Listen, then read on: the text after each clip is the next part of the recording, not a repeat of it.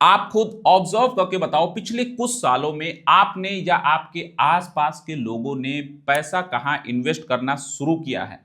क्या अभी भी वो एफडी, गोल्ड और रियल एस्टेट है या फिर एसआईपी, म्यूचुअल फंड और स्टॉक मार्केट? अगर ऑनेस्टली सोचेंगे तो आपको आंसर मिल जाएगा। इंडिया धीरे धीरे चेंज हो रहा है, काफी अच्छा चेंज देखने को मिल रहा है। हम सेविंग माइंडसेट से इन्वेस्टिंग माइंडसेट की तरफ बढ़ रहे हैं और यही एक थीम है जिसे मैं काफी टाइम से ट्रैक कर रहा हूं और मैंने हाईलाइट भी किया है। थीम का नाम है फाइनेंशियलाइजेशन ऑफ सेविंग। आज हम इसी थीम को समझेंगे और देखेंगे इसमें एक कंपनी को जो कि काफ़ी अच्छा वैल्यूएशंस पे ट्रेड कर रही है। कंपनी की ग्रोथ बहुत अच्छी है, कंपनी 10-20 सालों में काफ़ी अच्छा ग्रो करने वाली है। कंपनी का नाम है नुआमा वेल्थ। लेकिन उससे पहले एक छोटी सी बात, ये वीडियो सिर्फ एजुकेशन पर्पस के लिए है, कोई भी बाय और सेल रिकमेंडेशन नहीं है। इसलिए इन्वेस्ट करने से पहले अपना खुद का रिसर्च जरूर करें। अब बात करते हैं ग्राउंड रियलिटी की। सबसे पहले इंडिया में क्या हो रहा था? लोग इनकम कमाते थे और सेफ ऑप्शन में अपने पैसे को डाल देते थे, अपने पैसे को इन्वेस्ट करते थे। एफडी सबसे ज्यादा कॉमन था, गोल्ड एक इमोशनल इन्वेस्टमेंट था, फिर रियल एस्टेट को लॉन्ग टर्म वेल्थ समझ के लोग अपने पैसे को इन्वेस्ट करते थे।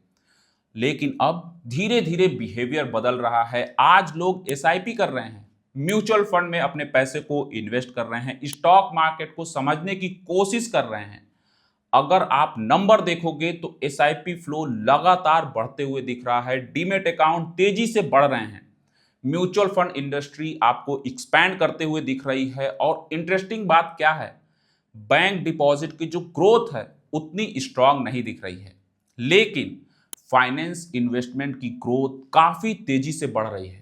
मतलब पैसा शिफ्ट हो रहा है और यही सबसे बड़ा साइन है, सबसे बड़ा सिग्नल है। इंडिया धीरे धीरे सेविंग इकोनॉमी से इन्वेस्टमेंट इकोनॉमी की तरफ बढ़ रही है। अब सवाल ये है कि ये ट्रेंड कितना बड़ा है। एस्टीमेट के हिसाब से अगले 10 सालों में इंडिया के फाइनेंस हाउस होल्ड एसेट लगभग 4 गुना से बढ़ जाएंगे और वेल्थ मैनेजमेंट इंडस्ट्री वो करीब 10 गुना से ग्रो कर सकती है आने वाले टाइम में। आज जहां ये रफली 25 से 30 लाख करोड़ के आसपास में है, वही अगले 10 सालों में ये 200 से 240 लाख करोड़ तक जा सकती है। अब अगर आप थोड़ा कामली सोचोगे तो ये नंबर बहुत बड़ा है और जब ऐसा स्ट्रक्चरल ग्रोथ होती है तो असली अपॉर्चुनिटी जो होती है उन कंपनीज में होती है जो इस ट्रेंड के सेंटर में होती हैं। यही आता है नुआमा वेल्थ। अब एक सिंपल तरीके से समझते हैं कि ये कंपनी करती क्या है। नुआमा वेल्थ का जो बिजनेस है, जो कोर बिजनेस है, वो आता है वेल्थ मैनेजमेंट से। मतलब ये कंपनी हाई नेटवर्थ इंडिविजुअल और एचएनआईज, जो अल्ट्रा एचएनआईज होती हैं, उनके पैसे को मैनेज करती है। ये पीएमएस, एआईएफ जैसे प्रोडक्ट के थ्रू क्लाइंट के लिए इन्वेस्टमेंट को हैंडल करते हैं। इसके अलावा कंपनी की और भी सेगमेंट है जिसमें ये कंपनी ऑपरेट करती है। एसेट मैनेजमेंट हो गया, यहाँ म्यूचुअल फंड स्पेस में कंपनी काम करती है। उसके बाद आता है एसेट सर्विस, ये फॉरेन पोर्टफोलियो इन्वेस्टर्स को सर्विस देता है। उसके बाद आता है कैपिटल मार्केट सेगमेंट जिसमें कंपनी आईपीओज, इंस्टीट्यूशनल ब्रोकर और ट्रेडिंग शामिल है। लेकिन अगर आप ओवरऑल बिजनेस देखते हैं तो कंपनी मिक्स काम करती है। तो मेजर कंट्रीब्यूशन जो आता है वो आता है वेल्थ मैनेजमेंट से। अब यहाँ एक इंपॉर्टेंट समझने वाली जो बात है वो ये है कि इस बिजनेस का सारा पार्ट सेम तरीके से ऑपरेट नहीं होते हैं। कैपिटल मार्केट वाला हिस्सा ये मार्केट कंडीशन पे डिपेंड होता है। जब मार्केट अच्छा होता है तो एक्टिविटी ज्यादा होती है, अर्निंग बढ़ती है, कंपनी में आपको अच्छी अर्निंग दिखाएगी। लेकिन जब मार्केट स्लो होता है तो ये सेगमेंट भी इंपैक्ट होता है। इसलिए इस तरह की कंपनीज में शॉर्ट टर्म वॉलेटिलिटी आपको देखने को मिलेगी जो कि नॉर्मल है। लेकिन दूसरे तरफ वेल्थ मैनेजमेंट और एसेट मैनेजमेंट, ये आपको जो सेगमेंट है वो लॉन्ग टर्म स्ट्रक्चरल बिजनेस है। ये धीरे धीरे ग्रो करता है जैसे जैसे ओवरऑल फाइनेंशियल एसेट बढ़ते हैं।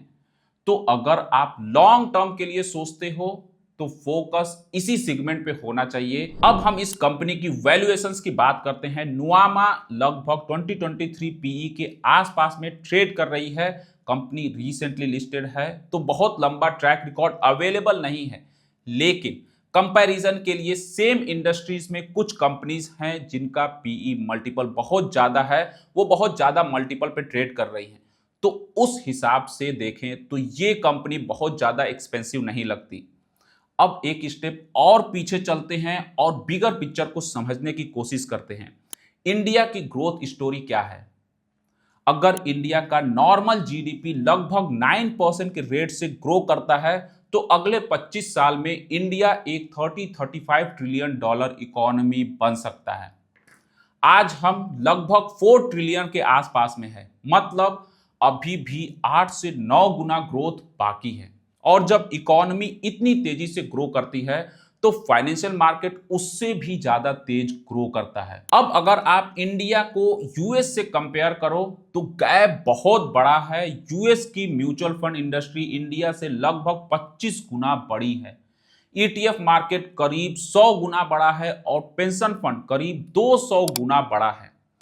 अब आप इमेजिन करो जब इंडिया धीरे धीरे उस लेवल तक पहुंचेगा तो फाइनेंशियल एसेट कितने बड़े और कितने तेजी से बढ़ेगी, और उसी पैसे को अल्टीमेटली जाएगा म्यूचुअल फंड में, स्टॉक मार्केट और वेल्थ मैनेजमेंट प्लेटफॉर्म में। यही रीजन है कि फाइनेंशियलाइजेशन कोई भी शॉर्ट टर्म स्टोरी नहीं है, ये एक लॉन्ग टर्म स्ट्रक्चरल शिफ्ट है जो अगले 20-25 सालों तक चल सकता है। और अगर कोई भी इन्वेस्टर्स इस ट्रेंड को समझ लेता है तो उसे ये क्लैरिटी मिलती है कि किस डायरेक्शन में अपॉर्चुनिटी बन रही है। नुआमा जैसी कंपनी डायरेक्टली इस ट्रेंड से जुड़ी हुई है, लेकिन हाँ, ये समझना भी जरूरी है, बहुत ज्यादा इंपॉर्टेंट है कि इस तरह की बिजनेस हमेशा स्मूथ नहीं चलते हैं।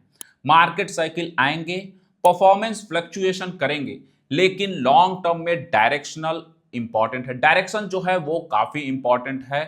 अब मैं आपसे पूछता हूं, क्या आपको लगता है कि इंडिया में फाइनेंशियलाइजेशन अभी अर्ली स्टेज में है या फिर हम ऑलरेडी काफी आगे बढ़ चुके हैं? कमेंट में जरूर बताना, मैं कमेंट पढ़ता हूं। अगर आपको ये वीडियो यूजफुल लगी हो तो वीडियो को लाइक करें, चैनल को सब्सक्राइब करना बिल्कुल मत भूलें। मिलते हैं नेक्स्ट वीडियो में। Till then take care.